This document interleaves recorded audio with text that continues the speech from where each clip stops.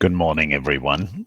Today, we are going to talk a little bit more about needs versus drivers or motivations and what the difference between those are. Last week, I had a very interesting conversation with Jim, the former global director of child sponsorship at World Vision. And we were discussing the nomenclature and how we can explain better what is the difference between what some of our clients call the table stakes needs. That's probably very much a North American term. Here in Australia, we don't use it. Well, certainly we don't use it in Germany. But what is the difference between those and those real desires that drive people to give to you, to feel that it's exciting to give more to you?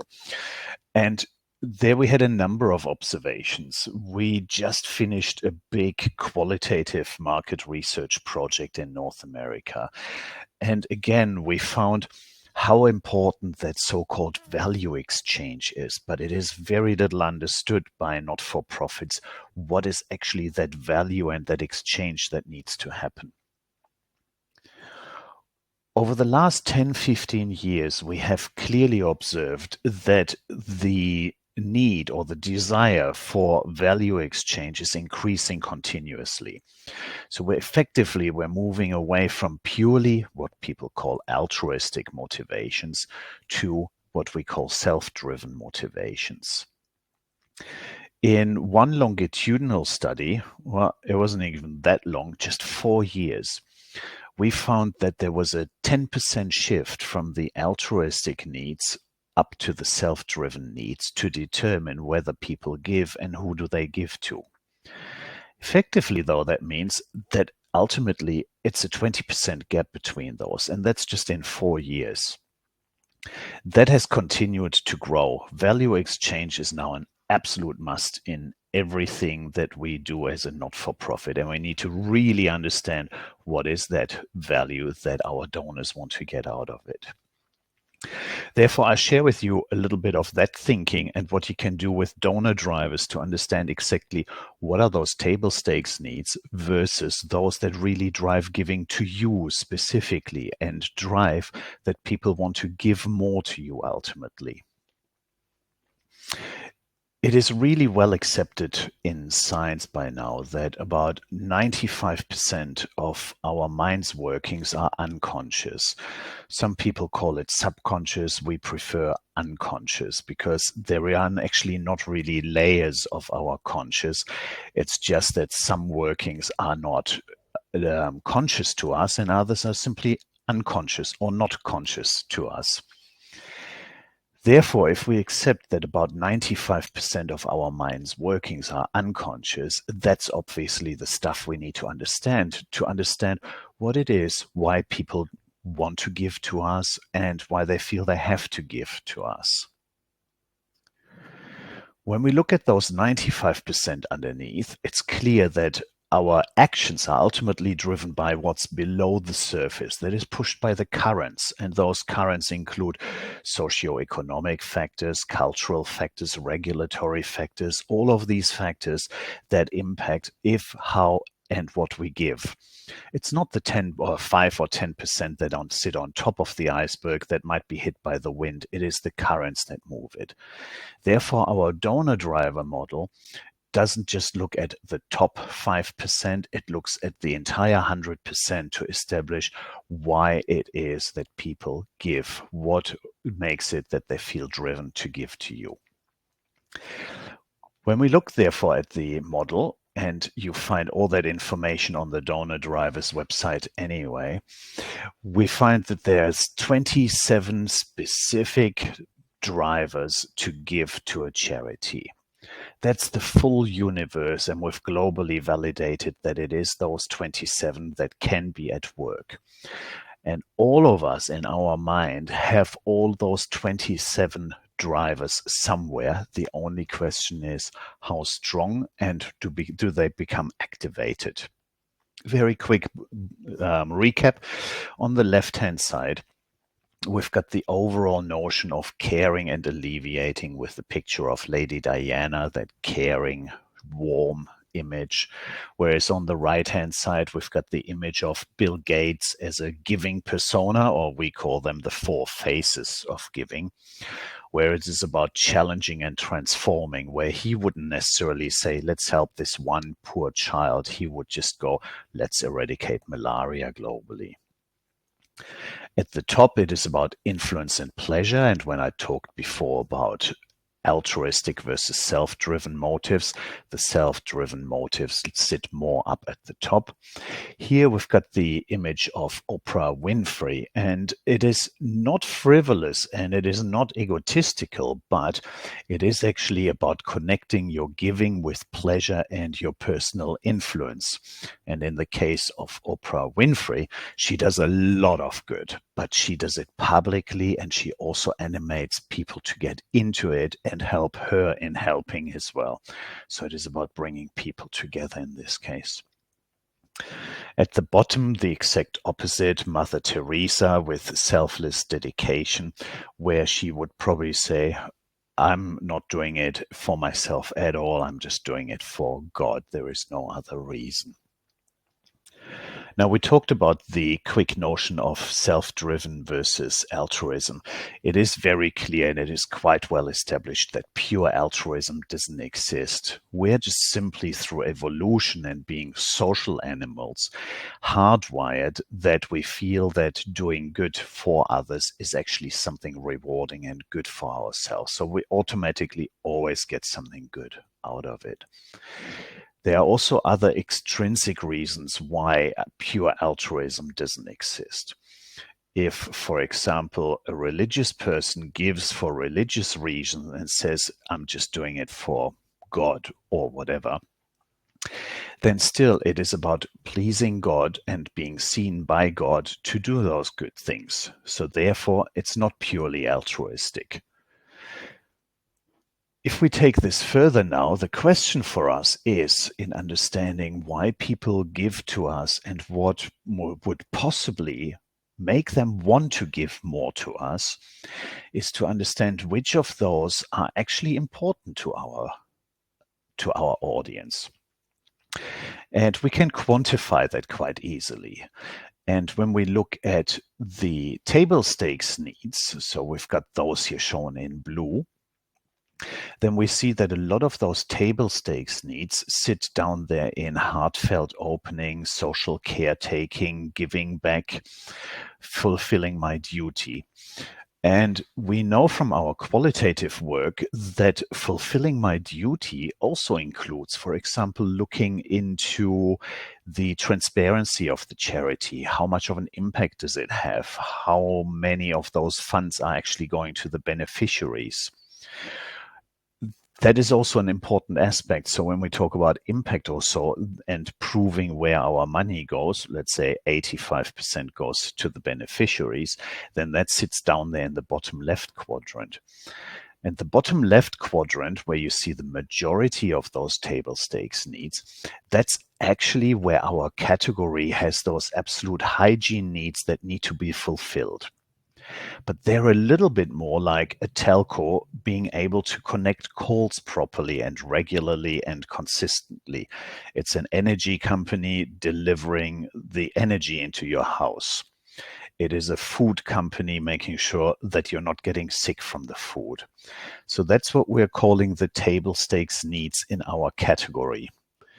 Often we call them the hygiene needs as well, because they're not differentiating. They are not giving you an advantage, and they're not really creating a desire to give to you. Because unlike a food company, an energy company, or a telco company, we are not a must-have in our lives. Therefore, in that conversation with Jim, he looked at, how do we call them? Is that actually just really the fundamental needs in our category? So, because we can't really call it a functional need, because in telco, connecting a call is a very tangible aspect that is happening. But these needs are not as tangible. However, they form the basis of what needs to be fulfilled to even consider giving to your cause or to your charity specifically. Where it becomes really interesting, so remember now where those different needs sit, the hygiene needs or the fundamental needs. If we now look at what drives giving specifically to one of those charities, and we picked one example here, then that looks quite different. We see that here in this specific case, those drivers are actually bunched up more on the right hand and to the top. Some of them are overlapping, like where we had learning and supporting progress, but most of them are actually not. We see here breakout and pleasure, so they want to get a sense of a break in their daily gray lives. They want to feel a thrill or excitement out of their giving. They want to feel a sense of creating and growing something over the long term here. So when you look at someone having that as a driver to give, then you've got someone who would love to commit for the long term. It's a very good sign that this might be a regular giver with a high level of loyalty. Broadening horizons is a really interesting one as well, where it's about triggering that curiosity about aspects that are somehow connected to the cause, but it is of talking value. It is something that that I feel I learn something from as well. And when we look at the notion of value exchange, you'd see exactly where we see the differences. If we go back and we look at the actual category generic needs that need to be fulfilled, that's where you guys would often talk about it's the satisfaction of having done something good, feeling good about myself. And that's the very rudimentary platform.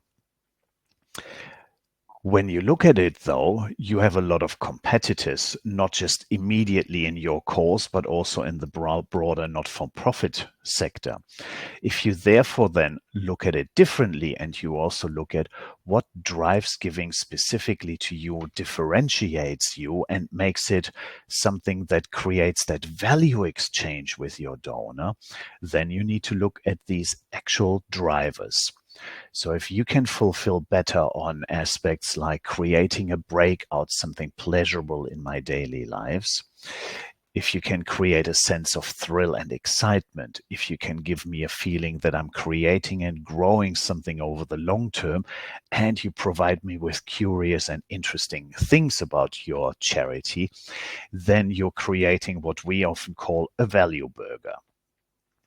When we look at the needs, that's purely just a patty and a bun, and maybe you have some tomato and tomato sauce in there. But you can get that anywhere, even from the worst corner shop. However, when you look at the value that is created with a Big Mac, that is actually all those different layers that exceed the needs and go into our drivers. Yes, you've got the meat patty and you've got the bun, but the bun is a very sweet bun. Then you've got the gooey American cheese, not just any cheese, the one that melts in your mouth, and that sits more in the top left quadrant. Then you've got those curious pickles that give you that little kick in there. That sits here. When you look at the next level, though, and that is the interesting one, you've got the magic sauce, and the magic sauce actually sits up here. And therefore, when you're looking at the combination of needs and drivers, think of it as creating a value burger for your donors. You've got the meat patty and the bun as the absolute necessities down here. And then you are adding other layers of value with the magic sauce, the pickles, with the onions, and whatever else you're going to put on it. And that is exactly what drives the perceived value for donors and that engagement that they want to give more to you and step up their giving and stay more loyal to you. I'll finish my sharing at this moment and give you just a few finalization comments. This is really important and fundamental stuff, and you can get the presentation, the entire donor needs model at donordrivers.com.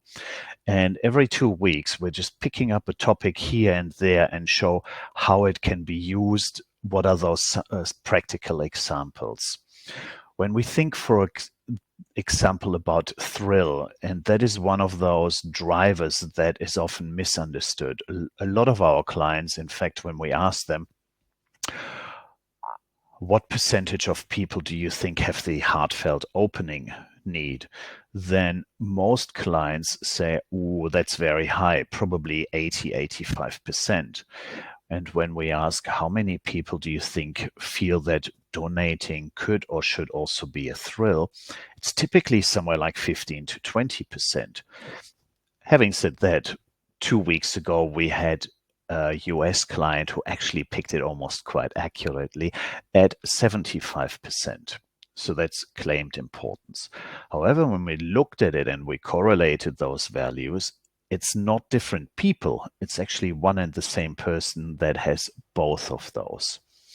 So you need to understand, what is it that is a thrill for this specific donor, and what could be a thrill with regards to your cause and giving to you.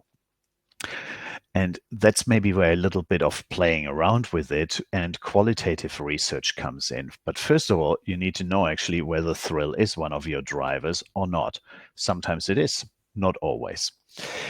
With that, I will leave you for today, and I look forward to the next session in 2 weeks.